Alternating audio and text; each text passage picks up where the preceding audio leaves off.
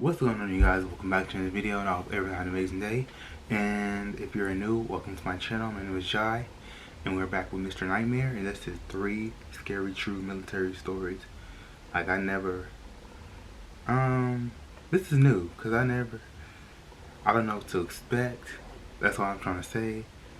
So let's just sit back, relax, and watch. I mean, is it ghost? Is it an ambush? I don't know.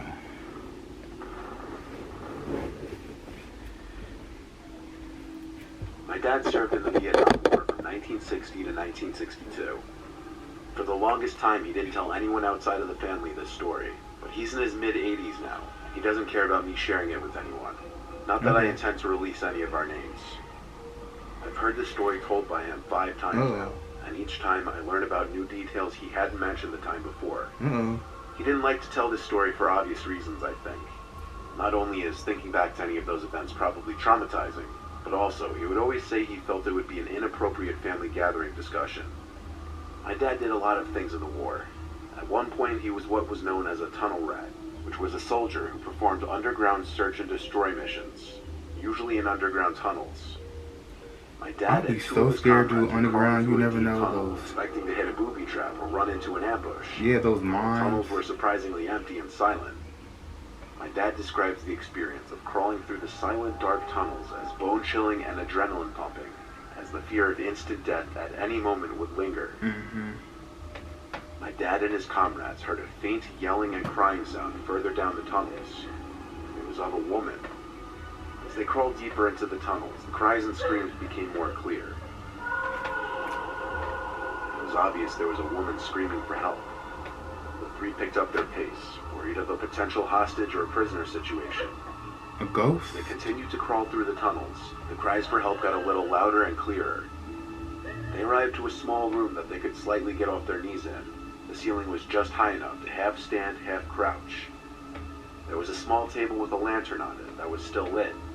There were also 2 broken chairs and a locked safe box with some metallic objects that would rustle around inside the box. This wouldn't be it. Aside from that, this small room was empty. However, the tunnel continued past this room. So they continued deeper into the tunnel, but the screams for help had stopped at this point. My dad described this horrible, familiar stench of death that soon became overwhelming in the tunnels. They entered one final room with no further tunnels. My dad still refuses to describe everything that was in this room in detail, other than there were multiple bodies, and they weren't killed by just bullets. They looked as though they'd been mutilated by some kind of creature. One of the bodies was that of a woman.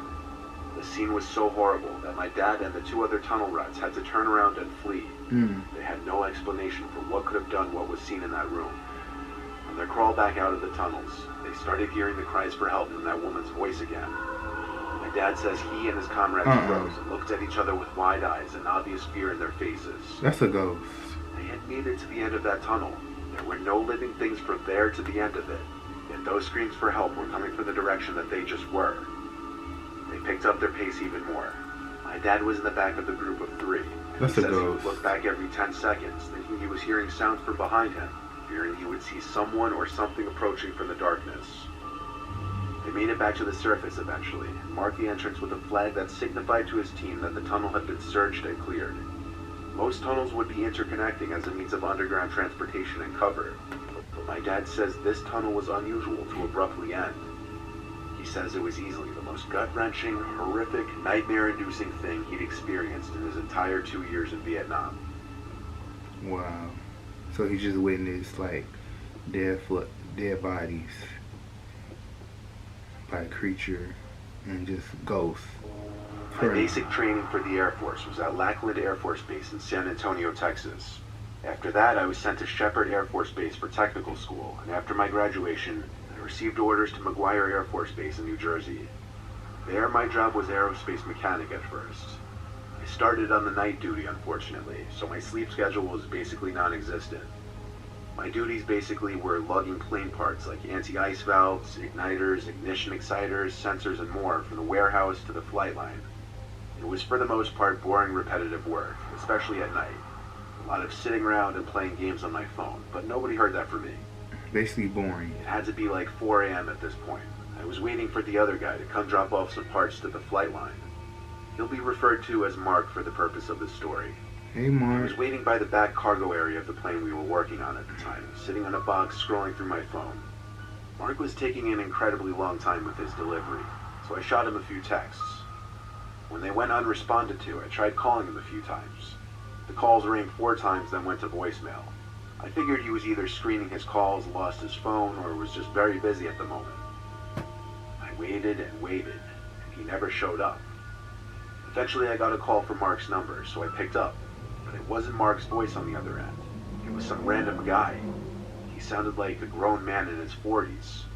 He said he saw I tried calling a few times and said he'd found his phone on the ground outside of the base. I described what Mark looked like and asked him if he had seen anyone who may have resembled him. I was like, how did he get in He said he had not. the base? It's not like he would have been allowed on the base, And why are you so my close? only option was to drive out there and meet him. I asked him where he was, and he gave me the name of a nearby joint where I agreed to meet him. I walked to my car, which was parked in the closest parking lot, and I drove off the base towards the place he told me to meet him. While I was mid-drive, I remembered Mark was sharing his location with me. Long story, though. We basically met these 2 girls this one night while off base, who we separated from each other with. We, as a joke, started sharing our locations with each other in case we got quote-unquote murdered, as we kept joking. We joked about it mainly because we met them at a sketchy dive bar, but I'm not about to get into that. The place the man on the phone told me to meet him was called Tara's Tavern in Cookstown, the closest town to the base. I pulled up the location of Mark's phone. And That's a red flag right there. It showed Mark's phone location right next to Tara's Tavern. This begged the question, what was that man doing there this late? At this hour, the place wasn't open, and there were 0 cars on the road. I pulled into the little parking lot and parked. I stepped out and called Mark's phone again. The guy picked up, and he spoke in a noticeably lower voice now. I told him I was in the parking lot of the pub, and he said he was as well. He said in almost a whisper, "I'll be right over," and he hung up. It was weirder in the moment than it sounds explaining it. I looked at the location on my phone to see if it was updating, but it seemed the location of Mark's phone was in this small patch of woods about 200 feet long and 200 feet wide. I tried calling again, and it went straight to voicemail. I looked around the whole parking lot, but didn't see anyone. I was all alone, not even an occasional passing car. I looked to the woods when I heard something over the sound of the crickets, like someone's footsteps. And then I saw a man. It was him. He was standing just behind the tree line between the woods and the parking lot. Who has time to just be sitting outside all day waiting for the next victim? Only his upper body visible. It was freaky as hell. I called back, "No, why?" as I inched my way closer to my car. This was one giant red flag. He called back, "Who are you with?" I didn't answer that. I got in my car and drove back to base. I called my supervisor and told him Mark was missing and someone was hiding in a patch of woods with his phone. My supervisor told me he was with Mark at that moment. He told me to meet them at this small building by the flight line. I met with the 2 and told them once again what I witnessed when tracking his phone. Mark told me what happened.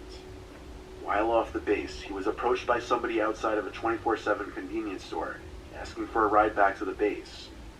Mark believed that he was actually in the Air Force at first and let him in the car. As they were driving, the man asked Mark to pull over by the woods so he could pee real quick. Mark obliged for some reason.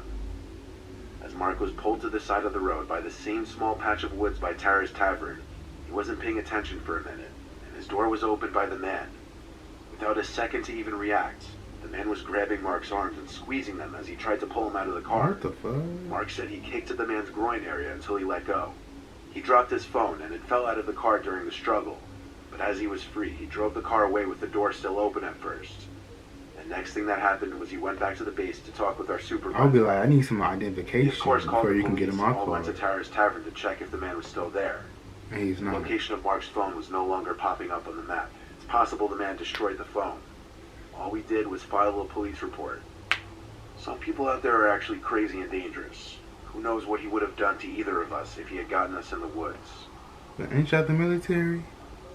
I don't know how to work. I don't know how the military works when it comes to stuff like this and the police and all that. During my days as a Marine, I had many different jobs on site. Yeah, that was My so least bad. favorite was graveyard patrol. At one point, I was one of the few with the overnight graveyard patrol shift for a I feel like nearby the first story and memorial the second story cemetery. should switch. As you would imagine, it was a pretty slow shift with not much going on.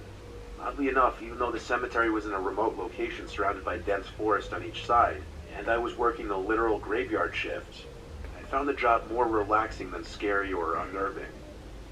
I would be the only one in the cemetery. My relief would come around 4 a.m., which would be the end of my shift. So this had to have happened past 3 a.m., nearing the end of my shift. It was on this otherwise regular night that I was patrolling near the perimeter fence where some of the older headstones were. I wasn't allowed to be on my phone. If I were to be caught with my phone, I would be reprimanded. Even though it was unlikely to be caught since there was no one else really around except for me, I tried my best to follow that rule. So it was just a lot of walking around and looking at old headstones. But anyway, while patrolling past some of the older ones, I began to hear a woman's humming. It was this very calming, soothing kind of humming.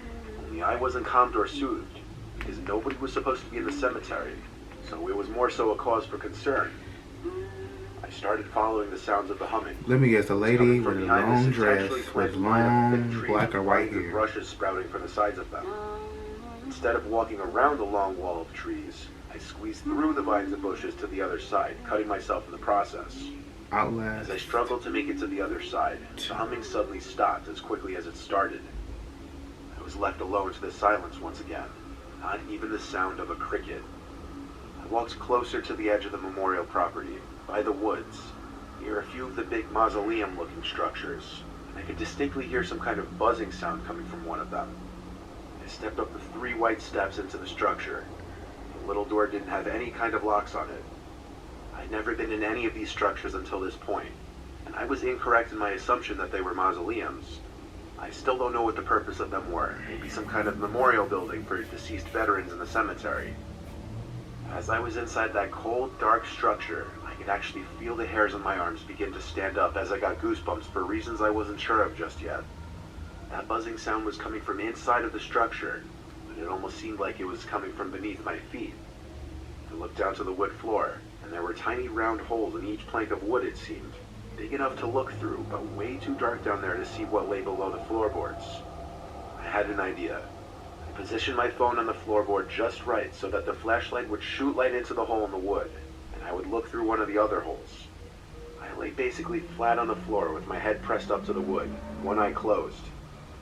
I expected to see nothing at all, but I saw what appeared to be the top of a woman's head. Are you As crazy? if she knew I started looking immediately, she looked up at me through the hole. I only saw her face for maybe half a second before I fell backwards and let out a blood-curdling scream. I sprinted back to the parking lot and called the guy who was supposed to relieve me soon.